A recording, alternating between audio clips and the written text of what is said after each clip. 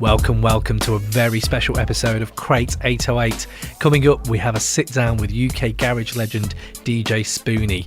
Yes, the main man from BBC Radio 1 and Radio 2, a guy who's laced the soundtrack of a whole generation of garage heads around the world, is on board with us today. I know, this may not seem 90s hip hop on the face of it, but don't get it twisted. Spoony knows his stuff about rap. We talk acts like KRS One, EPMD, Big Daddy Kane, Notorious B.I.G, Rodney P. We basically cover all the bases we can, as well as talk about how garage kickstarted a whole new generation of the UK hip-hop scene, as well as all that good stuff in between. So, without further ado, let's get into it. Hello people, and welcome to another episode of Crate 808. We have a very special guest with us today. It is the UK garage legend, DJ Spoony. How you doing, man? Nice one. Good evening. Thank you. I know you like that one, isn't it? Yeah, I love that one. Yeah, UK garage always gets me. How you been, man? You good? Yeah, fine and dandy. Fresh back from a trip to Ibiza. Yeah. It's my fifth season of a weekly residency at O Beach, Ibiza. It's like it's a daytime pool party. Daytime's the new nighttime in Ibiza. So I've been doing that for 5 years, absolutely loving it. Football season's over, but we'll get into that. So yeah, it's funny for me because one season ends and another season starts, and that's how it's been for the last 5 years. But yeah. I love my work, so I'm not going to moan. Nah, that's it, man. Yeah. So what's that, daytime raving, is it? Yeah, it is daytime raving. Yeah, people get there at 12 and we kick them out at about 11. I don't play for the whole 11 hours, mind you. But yeah, this pool party is open all day. Yes, it's fantastic. It's grown from strength to strength. I do every Thursday. Yeah, we started it out 8 weeks. We did June and September, and it was really popular through those 8 weeks. And then the following year, we decided to do 12 through the main 12 weeks of the summer.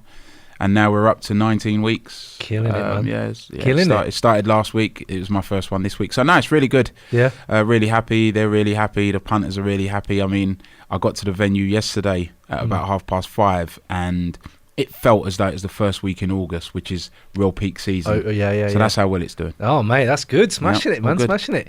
So, Spoony, every time we get someone in on the Crate 808 podcast, we like to ask them, what's the least hip-hop thing you've done in the last 24 hours? Have you got one for us? The least hip-hop thing that I've done? Most probably ate sushi. You ate sushi? Yeah. I can imagine that being quite hip-hop now. Really? I can imagine Travis Scott eating sushi now. All right, so is it modern hip-hop or old school hip-hop? Okay, let's go old school, old school. My old school hip-hop guys would never have eaten sushi. Maybe. Modern hip-hop, what would be... I don't know. I think everything blends into one nowadays. There's nothing that... Hip-hop's quite bougie now, so they most probably would eat sushi. They most probably play golf. I can see that. Modern hip-hop, yes. I tell you what they may not have done. Go on. Done their washing. Put their washing in the dryer and folded up clothes. Fair play, man. You're still doing it. Still doing that. That's me. That's me. You're never too proud. I like that. No, all the way. I like that, Spoony. So, man, well, thank you for coming in, first of all. But Pleasure. I just wanted to dive in, man. Like, how did you even get into like hip hop, R&B, that kind of thing? Like, tell me a bit about it. How did you get into it? I mean, I started DJing, learned to DJ, learned to mix, because there is a clear distinction between DJing and mixing.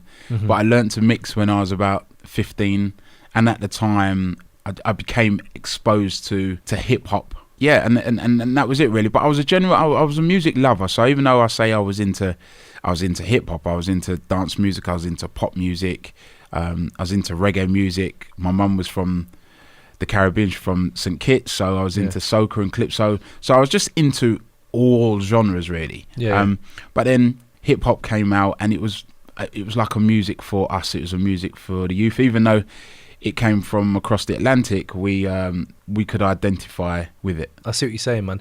Tell me that distinction then. You're saying there's a distinction between what, DJing and mixing, yeah? Yeah. So what's that? Break it down for me. So being able to DJ is the art of selecting records, reading the crowd, knowing what to play, when to play it.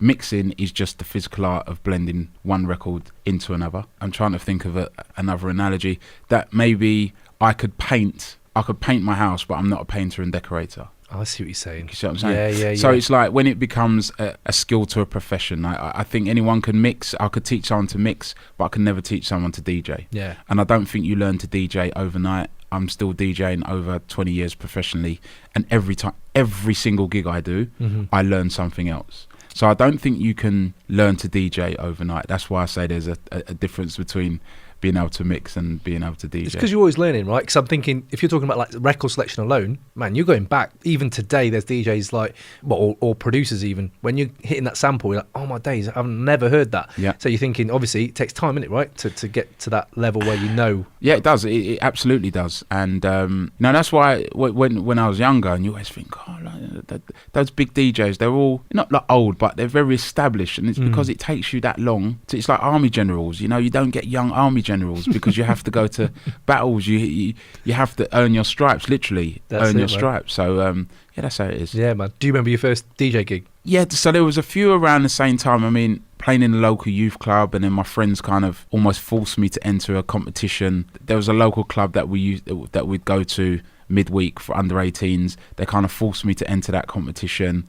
Then I got a little bit more confidence. I had the skills to do it, but again, I wouldn't profess to be a DJ at that point. Yeah. And then I entered another competition at a bigger club, came second in that.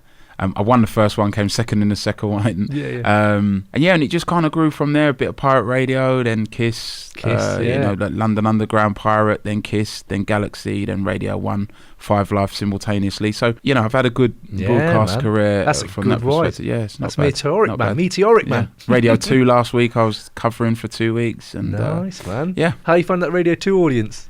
Different. It's different, but I think it's the natural progression. You know, if I could wave a magic wand, it'll be most probably where I end up next. Oh, but let's see. Might get an offer out of the blue, and someone wants me to go somewhere else. But at the moment, you know, it was great to go on there. So, like, if you're looking at hip hop and you're thinking, like, yeah, I remember that record. Is there like records that stand out to you that you could still play now? Yeah, absolutely. Records like Planet Rock, which maybe like on the cusp of hip hop and house music.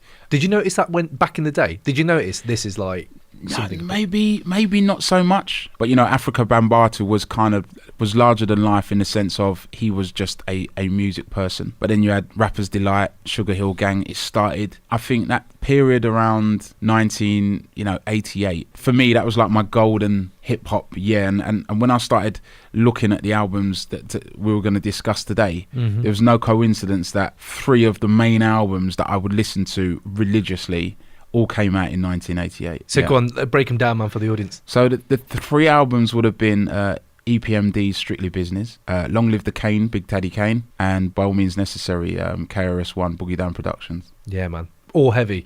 And you know what? Since you talk, this is a 90s pod, but sorry guys, we're a little bit early. But the weird thing is, it's almost like something that's loads of 90s hip hop for the last few months, prepping for all the guests and all the debates that we're doing. But like, I started revisiting like the late 80s after like I got told about these albums, and I was like, damn, especially like these 3 albums.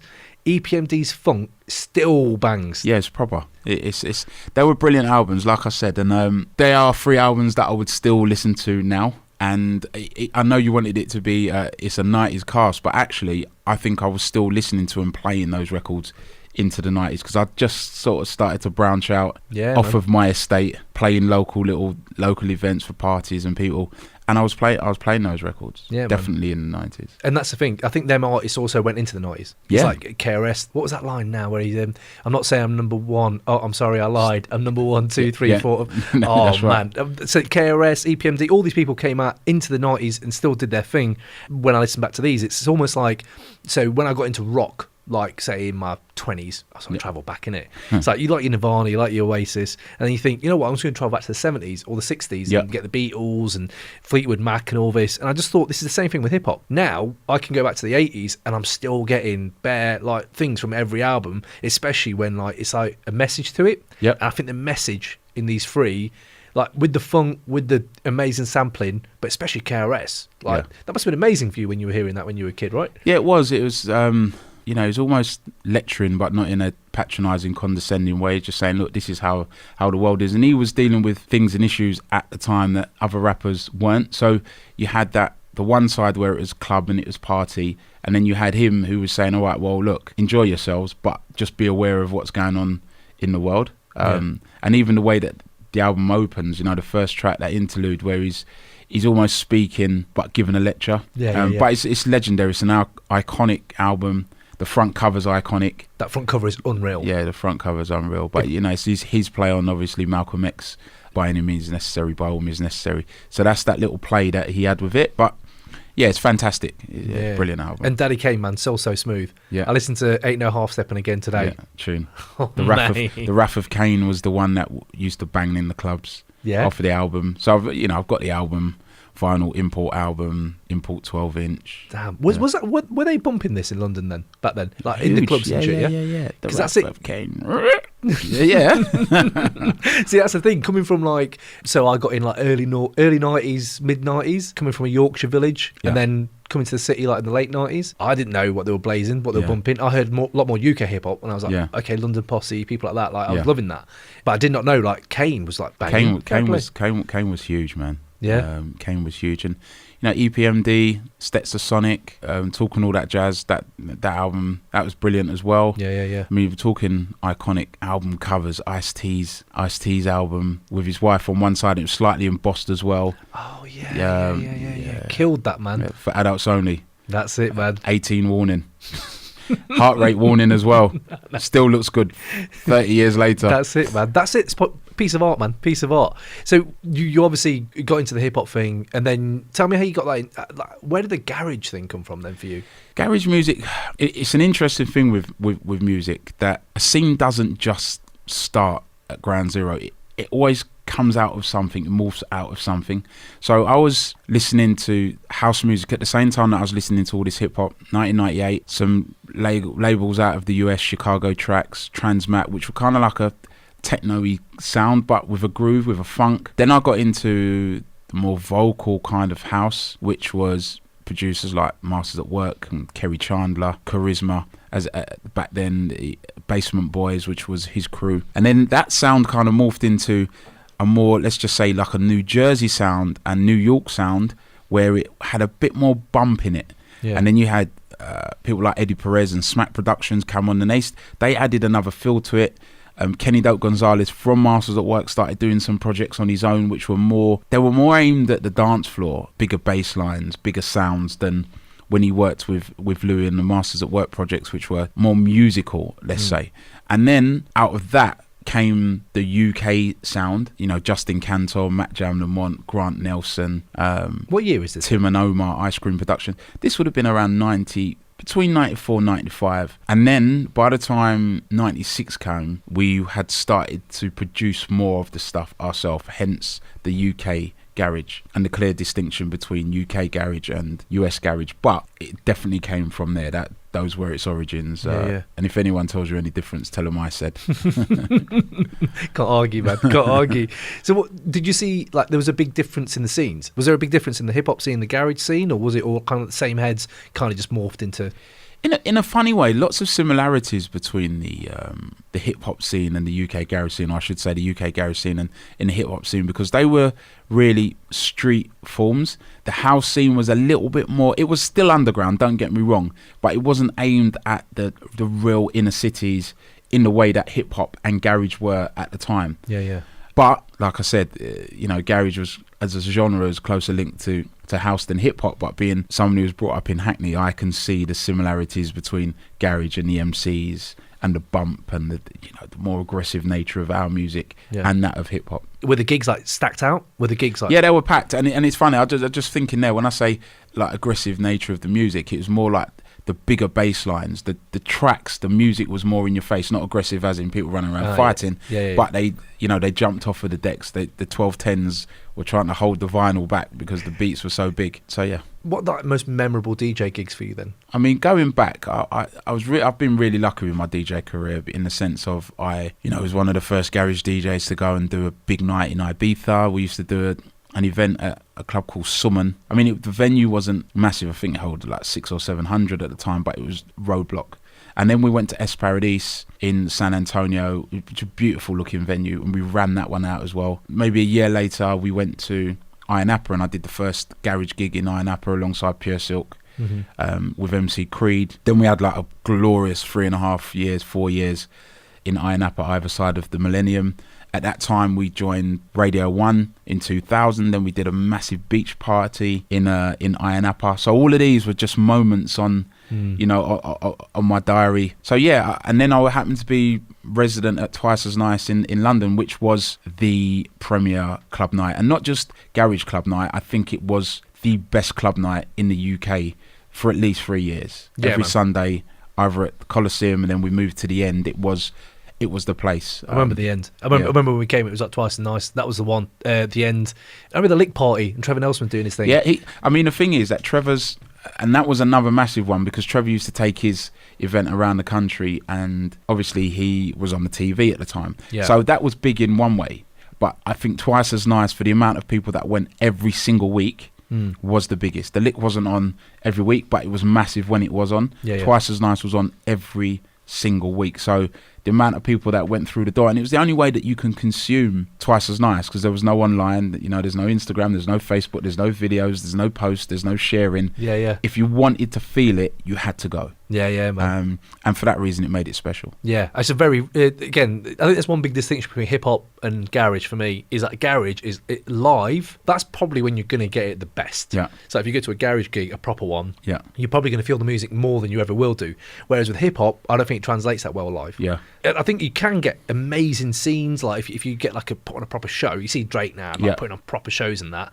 But like if you go into like a DJ and two MCs, yes, you're going to feel it, but I don't think you feel it like, you get the energy. There's something, but that might be as much to do with the tempo of the music. In some ways, hip hop is made to listen, where I think garage music is made to dance to. Yeah. So when you go out, just because people are dancing, you get a different energy. That said, I've had some amazing nights listening and dancing to hip hop. Yeah. And when maybe garage music lends itself to a bigger audience listening to itself at one time. So I could imagine 3,000 people, 5,000 people listening to a garage DJ dancing. Whereas I think once you go to a big venue, you lose something in hip hop. Hip hop feels nice in an intimate venue. Yeah, absolutely true, man. You said there, can you name any like good hip hop gigs then? I mean, there used to be elements of some of the Soul All Day of the Centuries where they would go and do Brixton Academy or Michael Sobel Centre in North London. Yeah. And they would have different sets, different DJs, Pogo, Hype, DJ Ron. These guys will play some hip hop sets and the place would go off. It may be as much to do with the technical ability of those three. Yeah. But the music that they was playing and the energy, yeah. If you're saying going off then, so say you're DJing now, right? And crowd's like lukewarm, you need to play one hip hop banger to get them going. What's the one? Wow. Now. Well, let's say it's in the 90s, probably better in the 90s. What I played in the 90s, I mean, Wrath of Kane would have been up there. That's a massive tune. Kane had it going on because Kane's music was very much made for the dance floor, where I think, EPMD's album Strictly Business, saying that though, what's that one called? Bam, bam, bam. That's EPMD, I can't remember. That was another cracker. Yeah. Not Strictly Business, is it? Strictly Business. Strictly Business. Yeah, title track. Yeah. Bam, bam. That's big. Yeah, man. You put that on now on a summer day and you're walking or driving, bang. Big. Still. Jack of Spades, KRS One's huge. Yeah. That is a shout. So again, if you want everyone to go mad, you just need something with a bit of a up-tempo. Yeah. I like it, man. I like it.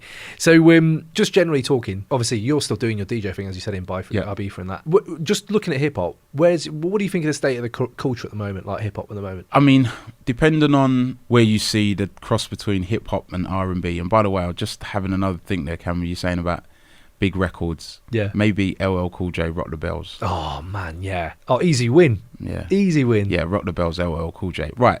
And which leads me nicely into the state, because LL Cool J, he was a hip hop artist, and then when he made his first R&B record, there was uproar. Yeah, because it was too, he was talking about ladies and loving and kissing and hugging, and that just didn't really fly with hip hop. Where now the lines are quite blurred between what is R&B and what is hip hop. So is Drake a rapper? He's an R&B artist. Or, I feel that he's rapping over R&B tracks. So does that make it an R&B record, or does it make it a hip hop record because he's rapping? In that sense, the state of it, US wise, you got Travis, you got Drake, the list is endless. Yeah, even the way that Afro beats has kind of come out of hip hop and R&B, and that's another fusion. Maybe Afro beats is a fusion of the kind of the traditional African sounds and drum programming they are now rapping, but it has a very smooth R&B feel. Or maybe the African version of what Puff Daddy and Bad Boys were doing with Biggie.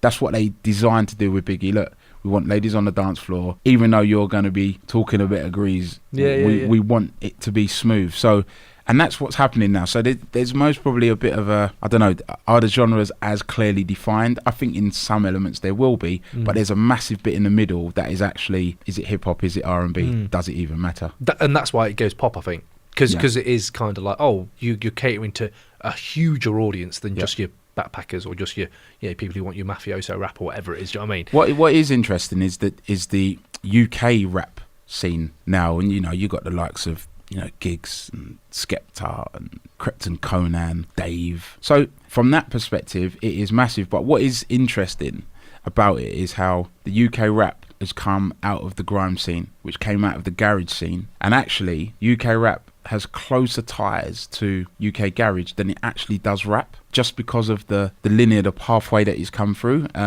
And if you look at the big UK rappers, maybe not the younger ones, maybe not Dave so much, and maybe not Stormzy so much, but yes, because they came out of grime, they were the younger grime MCs, and grime definitely came out of garage.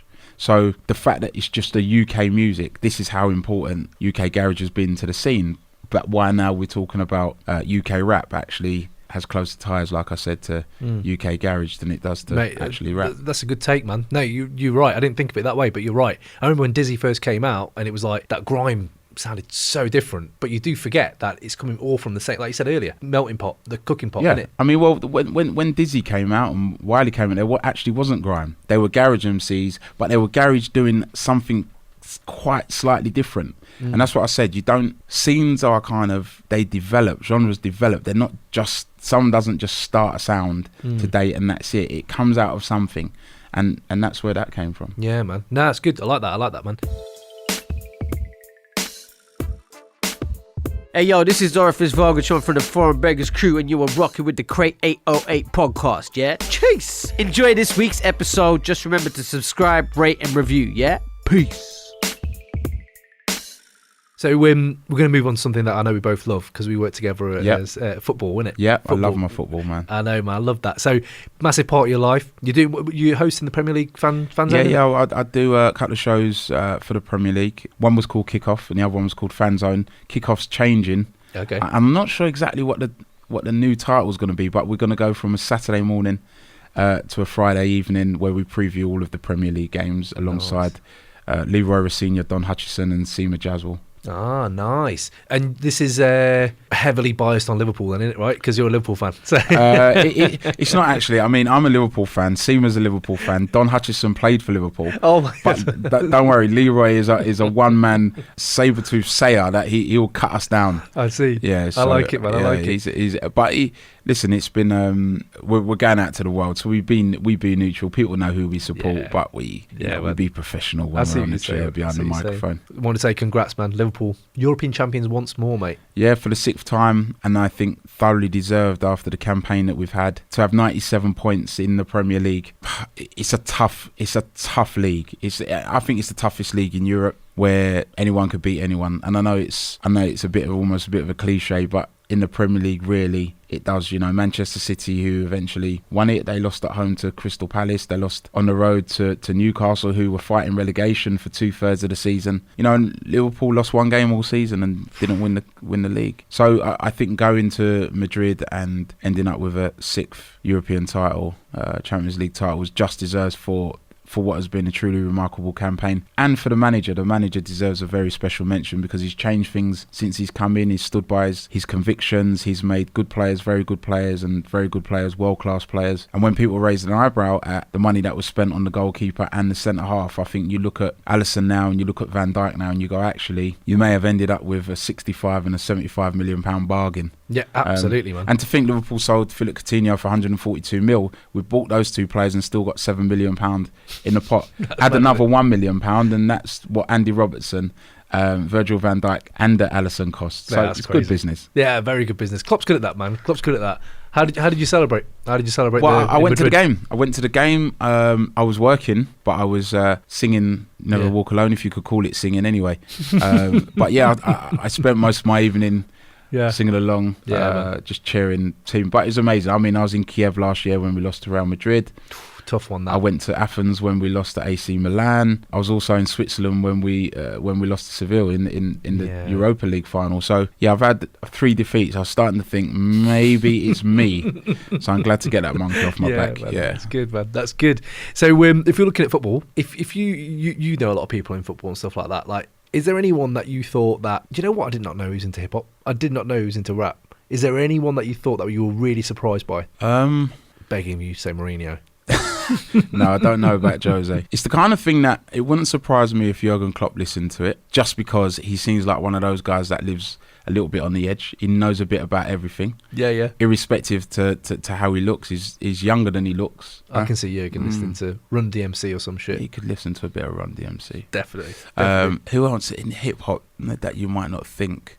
I mean, Jamie Redknapp loves his hip hop. Don Hutchison loves his hip hop. He's very much from his time at Liverpool in the 90s, and he was hanging around. You know, John Barnes was the governor. Yeah, so I think Barnesy gave those guys their education. Working on and off the pitch, love it. That's it. That's Digger. That's our it, John. Man. That's it.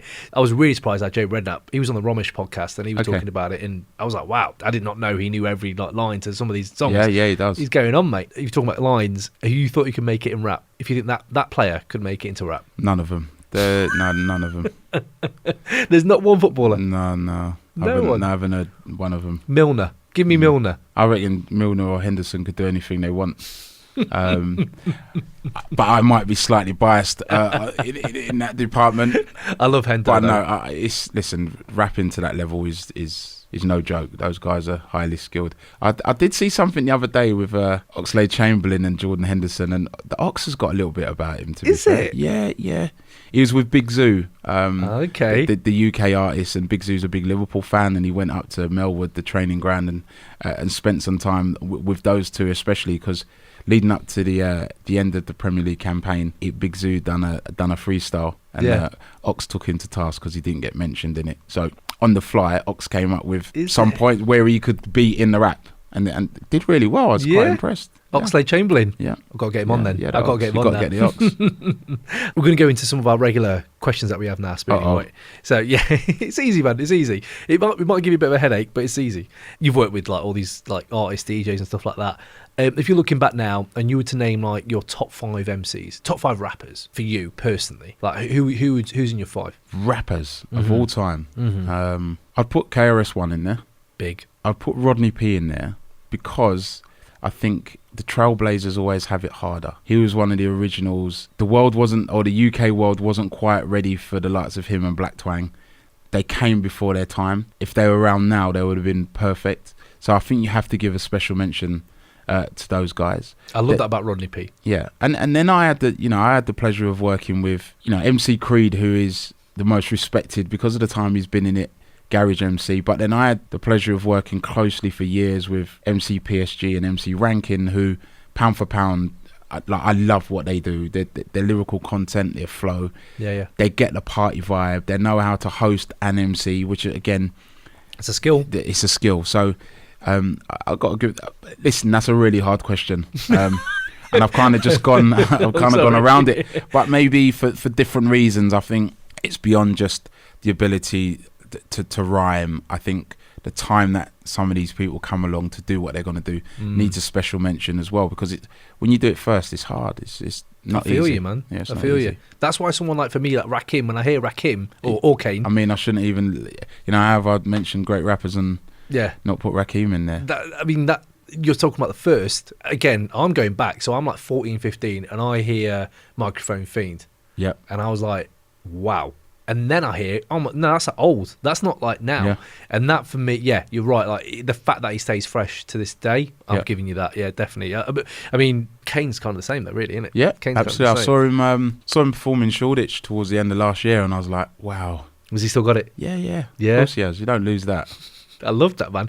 Talk about going to R&B. He went quite smooth. At one point. Yeah, but I think it's almost like a natural progression, and I think that the music went that way as well.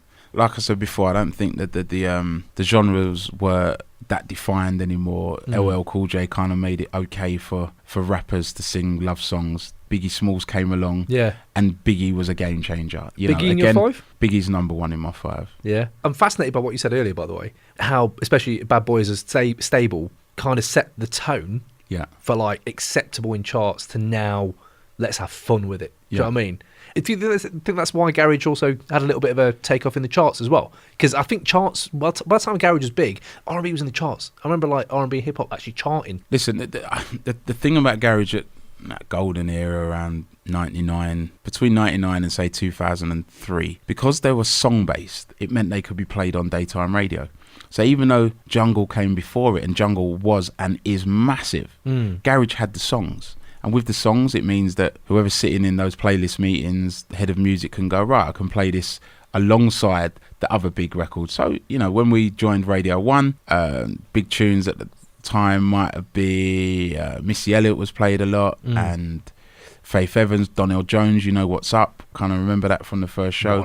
And then you hear, Be Sincere, Sweet Like Chocolate, Battle came out a little bit after. But yeah, that was that kind of era, and those records sat comfortably alongside. Yeah, I think complement each other really well. Yeah. Okay, so I'm not letting you off here, Spoony, right? Okay. You got Biggie. Yeah. What was that? Biggie, KRS. Yeah. You got 3 more. What was the other 3? I'm going to go Rodney P. Rodney P, bang. I'm going to go Creed. Okay, boom. As our Garage 1. Nice. And then I love, as much as he's straight lyrical content, I love what he stands for, who he is as a person. Stormzy. Nice. There's something about him accepting his responsibility as an icon, as a leader, as a trailblazer. And sometimes I think that, listen, you go and you enjoy yourself, but there is a responsibility, just depending on the level that you accept it. Some of the philanthropic stuff that he does is amazing. You went to do a festival, snow bombing this year, and he felt that his crew were being racially profiled, so he didn't perform at the cost of at least a 6-figure sum. I did not know that. I didn't know that. Yeah, and then he has a number 1 debut album. He goes away for a while. He comes and puts out another number 1 single. He's started up a fund to get young people into Oxbridge. Listen, he's a superstar. Big. He's a superstar, and every time I see him, he handles himself well. He handles people around him well. I got a lot of respect for him, and for me at this age, it actually goes beyond just what you do for you. It's not just what you do on a microphone. It's about what's your legacy. Because when you're great, I'm going to measure people's greatness on their legacy. I can clearly define what KRS's legacy is. Creed has a scene and a genre of MCs coming behind him. Notorious B.I.G. was, for me, the greatest rapper, and I didn't know him personally, but his rap was so big. He's left a whole sea of people behind him, and I think that, I'm not saying that I expect Stormzy to go that high, but as far as UK rap goes, he's headlining Glastonbury. That's mad. He's huge. He's massive. So I have to doff my cap to him. Yeah, man. I think like in 10, 20 years' time, we'll look back and he'll be like, yeah, he's up there. Like, I'm not going to say it now, but it could be greatest of all time in UK because of what he's doing. Like you're saying there, he drops a track now, everyone kind of stops and listens. I mean, people do for a lot of people, Dave, people like that. But I think Stormzy's different. Stormzy is different. And again, why I did mention Rodney P earlier, because in a way that Dave can now come and put out a number 1 album because Stormzy's put out a number 1 album, and Stormzy could come and put out an album because Rodney P made us hear UK rap. Wiley's white. I mean, again, I could go for them all, but if you actually listen to Wiley's lyrical, like what Wiley actually does on the microphone, unreal. He might be the best MC. But the reason I give, when I say the reason I give Stormzy props, not that I'm not giving Wiley props, but I look at everything that Stormzy's doing, and it's difficult to look beyond that. Yeah, absolutely. He's a living legend. Yeah, man. And you know what, the Wiley thing, he's the first grime MC I really got into, because I was against grime because I was so into my hip hop, and it's like that ain't hip hop kind of thing, and it was very naive. And then you start listening, and you're like, nah, Dizzy's got bars. He's got bars. Yeah, and he's brilliant. Wiley's bars, and even his new albums like Godfather and stuff like that, when that come out, was that, 2 years ago, a year ago? It still bangs. So, oh my God, you're still making great music. He's another trout. I mean, if you're going to only give me 5, I might have to ask for 6 and put Wiley in. Yes. I'll let you, man. I'll let you. Caveat. Cheers, buddy. Caveat. So we talk about 90s. If we're talking about those artists that we've more named, if you're going to name one that's aged the best from the 90s to this day, who do you reckon's aged the best? LL Cool J looks good. He does, man. And I'm not sure if it's just because he turned into a TV and film star, but he looks really good. Yeah, definitely. He still looks good, looks after himself. Don't look much different, to be honest with you. It doesn't, does he? No, it's and true. I remember him when he was a kid. What do you think musically? Is there anyone who's still bringing music out now where you think that still bangs, that still does well? Who have I heard? I don't know if I've heard any of them of late. No, it's fair enough, to be fair. I think like some of the albums are quite like, I don't know if they're like go into the mainstream, but if you follow them, like, oh yeah, I didn't know you were still doing things. Like even parts of the Woo, they're still doing things. Like Method Man does some stuff, and I'm like, I just love Method Man, to be fair. But yeah, he'll do something. You're like, yeah, he's still got it. So yeah, he's not aged either, man. He's aged well. So well, the black skin goes well. The black don't crack, as they say. As long as we don't drink too much and we moisturise, we can age well. That you're all right. There's no Eminem with beards, because that's not a good look. When Eminem put that beard on, I was like, nah. I like babyface Eminem. Yeah, me too, man. Me too. So we're talking about Puffy, talking about the Bad Boy label. That's the bling era for me, yeah? So we talk about the bling era in 90s. Yeah. So tell me, what's the blingiest thing you ever wore? Like where you're like, oh man, that's blinging. Wow. Fur coat, leather trousers. Strong look. Real rock. But then, leather trousers, rock and roll. It's no big deal in rock and roll terms, It's true, silver man. Jewellery, shirt opened. That's halfway down, leather trousers. I think Grandmaster Flash might have done it for the Message as well. I thought he was in leather, wasn't he? Yeah. He was in leather for that. Yeah, so, Mick Jagger, Prince is my all-time favourite artist. He could often be found in leather trousers. Yeah, man. Yeah, it's true. I saw this video of Prince, by the way, the other day. The Q-Tip was performing. This is like in the noughties or something. Q-Tip performing. I think it was House of Blues in America, West Coast, just performing, and just randomly. Prince, have you seen this video? Prince just comes out. Prince comes out of nowhere, does a few licks on the guitar for like a minute or two. Q-Tip hasn't stopped rhyming. Like, he just keeps his pace, keeps his beat. I need to look for that. Mate, honestly, it's ridiculous. And Prince comes out, and everyone's like, what the and then Prince just leaves again. No other words, and he just keeps going. But I love that about Prince, man. Another great album, 3 Foot High and Rising. Yes. De La Soul. I think that was in the 90s. That would have been in the 90s. That is 90s, I think. That album, pow, wow. Yeah, still bangs as well. That's the one, man. It's them samples. Them samples still like earworms, man. Like earworms. Say No Go, Hall & Oates. Yeah, it is. That's what that Hall is. & Oates. Yeah. That's some digging in the crates. Good work. I can go for that. I like that, man. We actually saw De La Soul at the Gods of Rap tour. Did you get? I didn't go to that. No, it was good, man. Yeah. The sound system wasn't great. It's Wembley Arena, but yeah, there you go. So I was going back to what I was saying earlier about big venues and hip hop. You lose a little bit because the music. I think the music's designed for intimate venues or venues with great sound systems. Like a tent, like a festival tent sometimes works. But even, Fabric, Ministry of Sound, The End. Yeah, man, Ministry of Sound. That sound system at Ministry of Sound is ridiculous.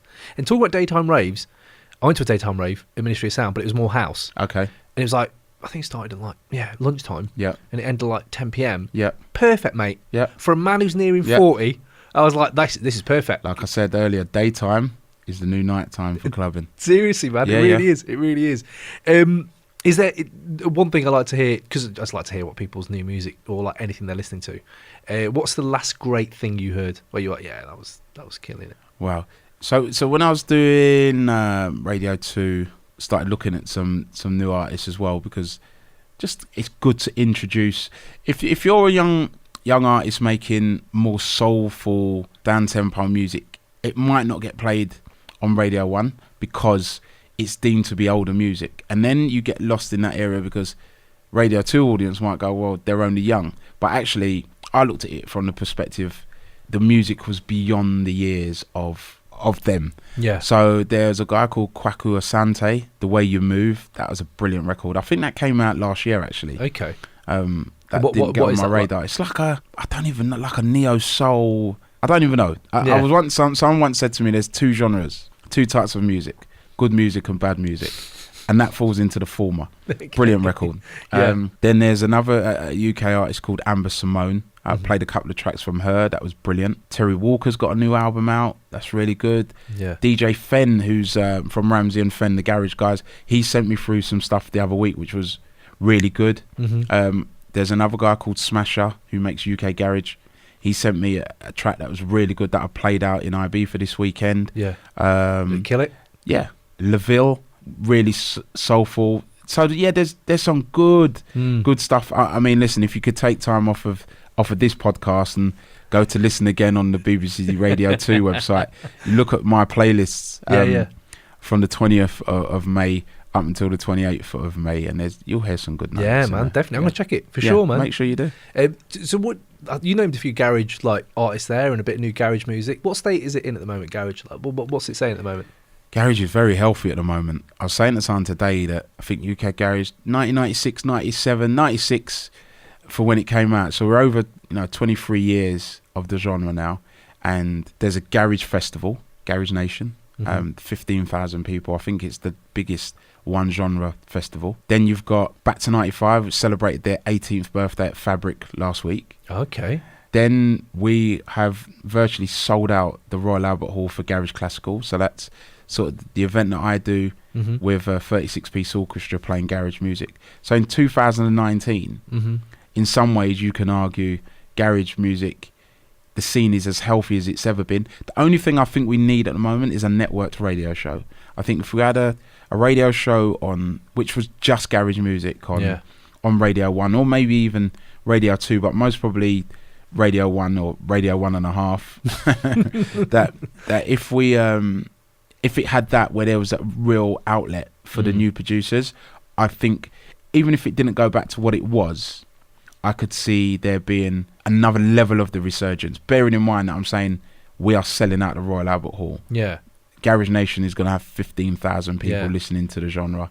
Back to 95 will do another massive event, or a couple of massive events this year. Yeah. So if you compare it to all the other scenes Yeah. that come out of this country, garage music is at least as healthy as anything else. So two things there then. Like I want to go into like your garage classicals and see how that's all going. But like you're saying like radio syndication, do you reckon that's still big now? Like from the way I look at it, I think the gatekeepers have lost like a lot of like. Absolutely.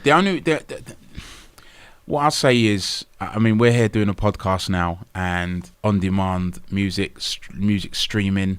When we were on national radio, when an album came out, you were kind of dictated to by the pluggers in what order you would play the tracks that would be released. Where now, if I hear an album and I want to play track 7, but they're going to put track 1 out as a single, that would have no bearing and no influence for me.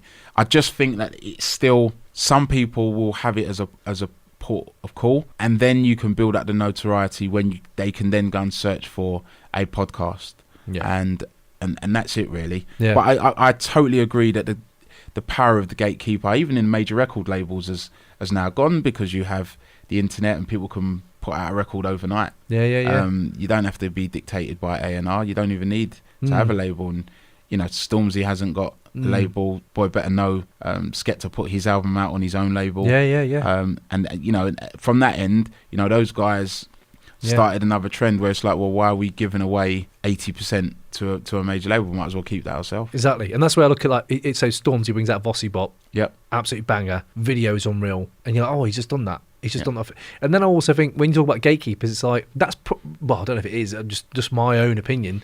When we grew up, it was East Coast and West Coast, and in America, and that was the music that translated to us here. It feels like now that they've lost a lot of power in their programming, the radio, that's why the Southern hip hop, Atlanta hip hop, that's why it's such a hotbed, because they just gone, well, let's say it started on SoundCloud, and then Kanye gives Travis Scott a cosign, and it's like, okay, bang, there's that, and then there's all these other people, Migos and stuff like that, and I feel like they've come out without needing to do that, and they just put out what they want and put out lots of it. Like they have loads. Their back catalogue is huge, and it feels to me that's where it's kind of come from, where they just made it their own because they had so much talent. And well, what happened with streaming? People would absorb the music that way rather than going out to buy the tracks, buy an album, physical album, whether it be on vinyl or on CD. So then the artists started realising that actually I could make my music, but the way that I'm going to earn my money is by touring, is by being live in front of people. So maybe the trade-off is to go, okay, you can have my album for free or some of my tracks for free, or at a much reduced rate, you know, $6.99 as opposed to $15.99 when I was buying vinyl. Yeah. Now you buy an album for $6.99, $7 or whatever it is. But then when you go and see these guys perform live, you pay 35, 40, 50, 60, 70 pounds. So actually they go, well, we might as well go out on tour and have that money. Yeah. You know, you can stream and they're still going to get a regular income from the streaming every month. Getting paid, admittedly, it's not a lot per play, but if you're getting a few million plays, it soon mounts up. Yeah, works out, man. So let's go back to that Gary Classicals, mate. How did that even come about? Like, so you're saying it's an orchestra. I hear a lot of these things, like people doing like Dre's Chronic or Naz's Illmatic as a symphony. So where did it come out for you? Let's. I did a show in Liverpool. They do a festival every year, the Liverpool International Music Festival, and was introduced to Katie Chapburn, who's our conductor and composer. And I gave them an hour, curated an hour for them to put into classical. And then we performed the show, and I was like, right, we need to do this in London because, you know, Garage is it's from London, and I knew that the London audience would love it as much as it was great to perform in front of Liverpool audience, and that was it. So we decided we were going to do it in London, try to find a venue. Eventually got in touch with the guys at the Barbican, which is a perfect venue for us. Sold it out in a weekend. Phenomenal show. It's really strange because the tickets sold so quickly that lots of people didn't even realise we were doing it. We spent a few £100 on promotion, only a few £100. Jesus. Sold out. Then we did another one towards the end of last year at Hammersmith Apollo. So what's brilliant about that, I remember going there to see Drake at the Hammersmith Apollo I can't remember the year. But with that now, what was that, 2008, 9 maybe? So yeah, the people that have walked on that stage, there's some names. And then, you know, I was like, right, Royal Albert Hall, we have to do Royal Albert Hall. So between myself and my manager, Kian, you know, we made that happen. And, you know, they went on sale the end of May and we're virtually sold out. I mean, there's a few more tickets being released at some point. This is an exclusive for the podcast, but yeah, we're virtually sold out. It will be sold out on the day, so I'm delighted. Cannot wait. Congrats, man. So I need to just put together that show to make people wow. Yeah, got a couple of ideas. Yeah, big up, man. Big up. I like that, man. Yeah, Hammersmith Apollo, that's huge. I mean, all them Royal Albert Hall, man. I mean, I see Bob Dylan there, and people are like, innit? It's like Jesus. I mean, when you walk around, they've got pictures all the way around the venue of the people that have performed there, and it's. Yeah. Well, they got to put one up of me now. That's what I'm saying. There's going to be one of you in it. I can show my daughters, look, your daddy is someone out here. I like that, man. I like that. Saying that, mate, what are they listening to? What are your daughters listening to at the moment? Wow. The little one listens to Ariana Grande. She's 8. Standard. I think I've said her name right. If I haven't, Olivia will pick me up on that. and Jazz, like the older one, listens to a bit of everything. I mean, she'll come out. She came to Back to 95, so she loves her garage music.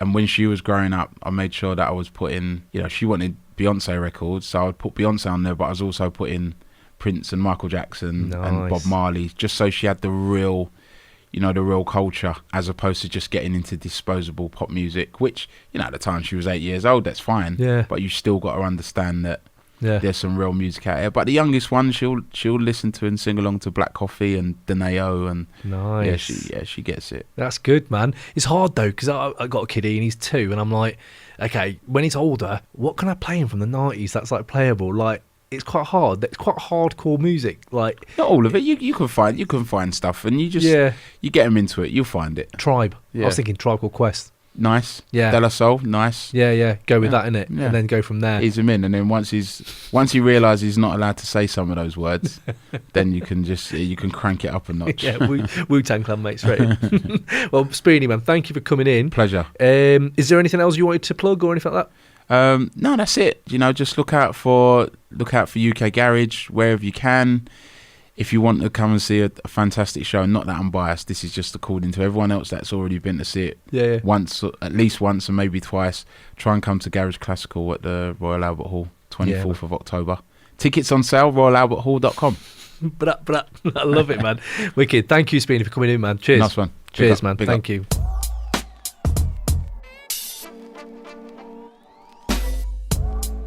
Boom, there we go then. Crate 808 blessed by the presence of a UK Don. Hope you all enjoyed that. Big up Spoony and the Garage Classicals crew. So yeah, get out there, make sure you go check that show out. And just want to leave you with a little message. If you want to hit us up, please contact us either at crate808@gmail.com, or you can hit us up on Twitter at crate808, or on Instagram at crate_808 for our stream of 90s consciousness. And also the website is up, so if you want to check out the website, crate808.com, yeah, get on there, man, get involved, sign up for the newsletter and all that good stuff. And also, yes, Facebook, get us on Facebook as well. That's doing bits actually, by the way. So if you want to go on Facebook, start chatting and arguing some 90s hip hop, we're there for it. And on that note, I'm going to leave you to your own devices. Peace out.